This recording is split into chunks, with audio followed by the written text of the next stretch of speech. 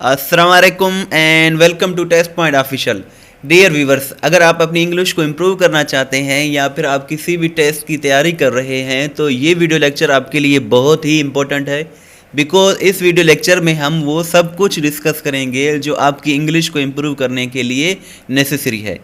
सो ये जो क्वेश्चंस हैं ये सब पास्ट पेपर से लिए गए हैं। सो आपको इससे एक अंदाज़ा भी होगा कि पास्ट में किस किस्म के क्वेश्चंस पूछे गए हैं। सो जो हमारा फर्स्ट क्वेश्चन है वो एक्टिव और पैसिव के रिलेटेड है। एक्टिव और पैसिव आपने बचपन में ज़रूर पढ़ा होगा। सो ये क्वेश्चन है, villagers fell all the trees. So ये सेंटेंस दिया गया है पास्ट इंडिफरेंट टेंस का। पास्ट इंडिफरेंट टेंस को अगर हम बनाएं पैसिव में तो हमें दो हेल्पिंग वर्ब्स की ज़रूरत होती है, या तो वाज या तो वर। सिंगुलर के लिए वाज और प्लूरल के लिए वर।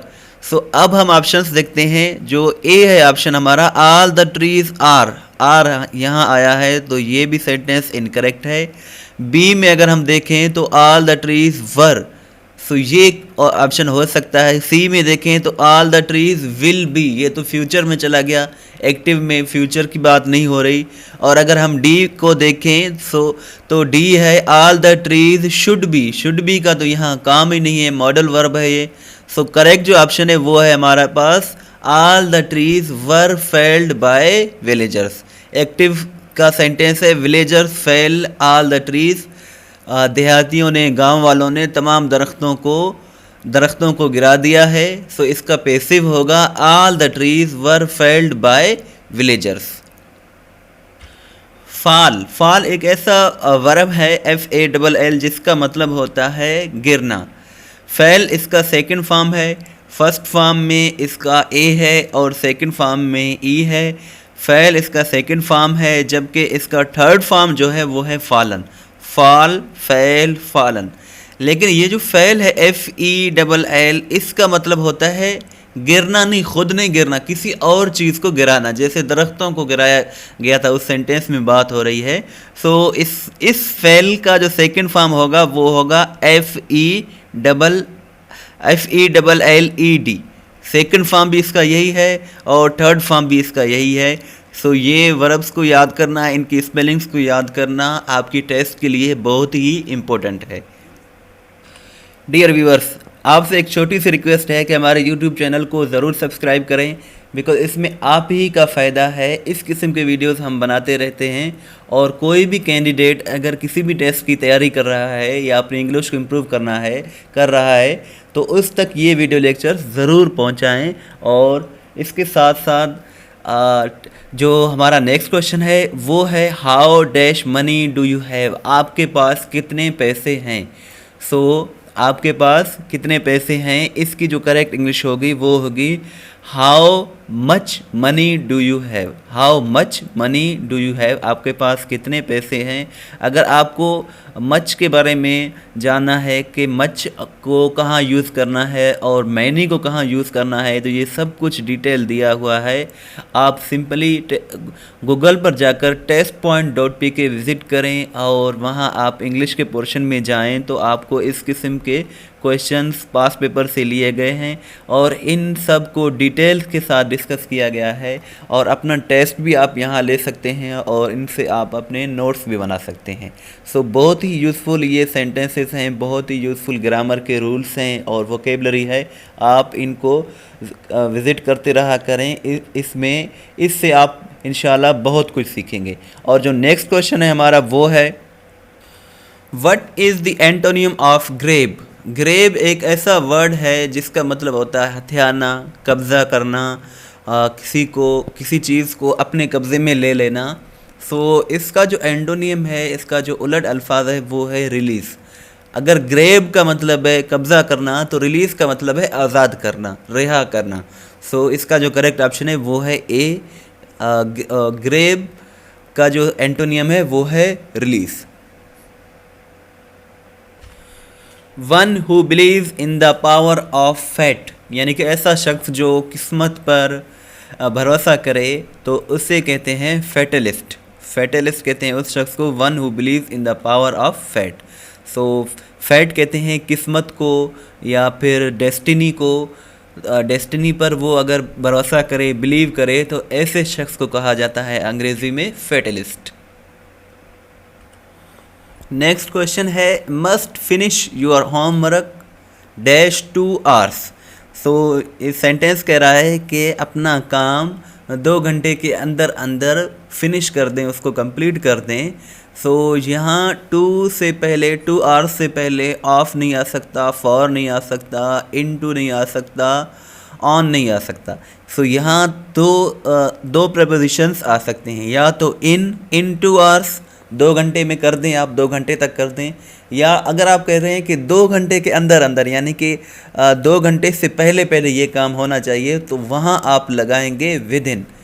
Must finish your homework with in 2 hours। 2 घंटे के अंदर अंदर अपना काम कंप्लीट करें, फिनिश करें, तो यहाँ प्रेपोजिशन विद इन का यूज़ हो सकता है। ये इसका करेक्ट और एप्रोप्रिएट प्रेपोजिशन है।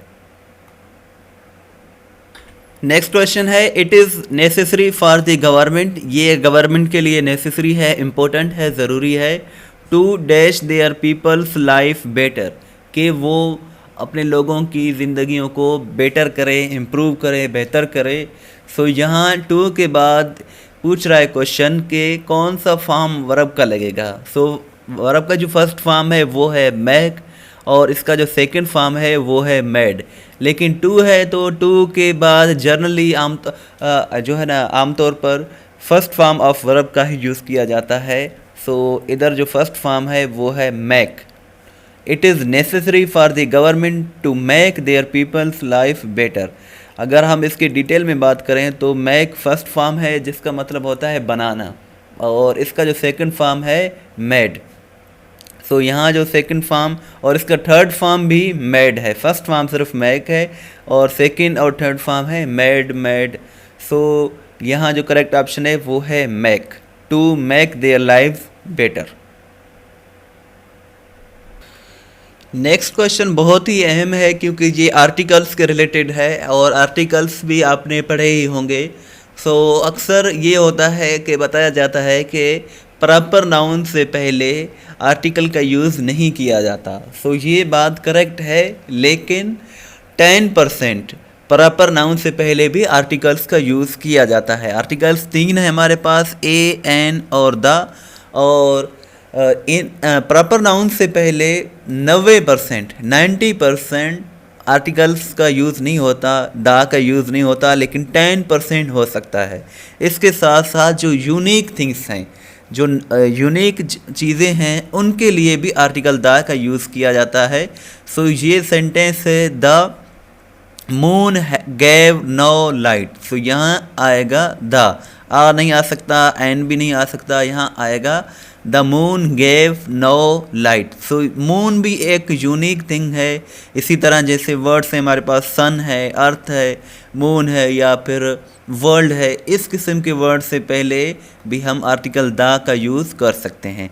इसके अलावा हम सेंटेंस को एम्फेसाइज करने के लिए भी अगर प्रॉपर नाउन से पहले यूज़ करें द, तो ये सेंटेंस करेक्ट ही होगा, इनकरेक्ट नहीं होगा। जैसे मैं आपको एक एग्जांपल देता हूँ, it was the Jinnah who struggled for Pakistan. ये जिना ही थे जिन्होंने पाकिस्तान के लिए स्ट्रगल किया।